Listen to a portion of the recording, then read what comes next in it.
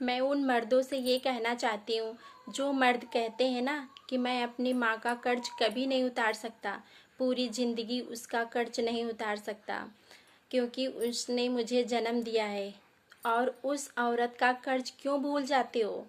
उस औरत का कर्ज क्यों नहीं याद रहता जो अपनी सारी दुनिया छोड़कर सिर्फ तुम्हारे लिए आई है, जो तुम्हारे बच्चे को जन्म देती है?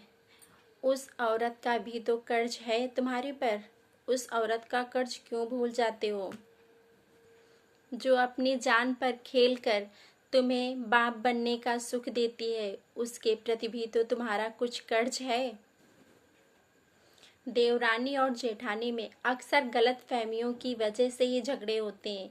जेठानी को लगता है कि सास देवरानी की सगी है और देवरानी को लगता है कि सास जेठानी की सगी है, लेकिन वो सास ना देवरानी की सगी है और ना जेठानी की सगी है।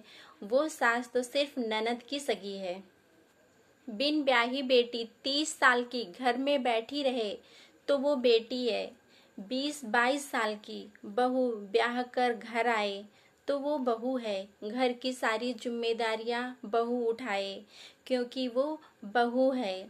सास के सारे फर्ज, सास के सारे काम, सास की सारी जिम्मेदारी उसके सर पे डाल दी जाती है क्योंकि वो बहू है। क्यों, सही कहा ना मैंने? कमेंट में ज़रूर बताना। जब लड़की देखने आते हैं तो कहते हैं लड़के वाले कि मैं बहू नहीं बेटी लेके जाऊंगा, बेटी लेकर जा रहा हूँ। लेकिन वही बेटी जब ससुराल जाती है तब बहू तो बहू, उसे इंसान भी नहीं समझते। क्यों, यही है ना समाज की रीत? क्या मैंने सही कहा? कमेंट बॉक्स में ज़रूर बताना।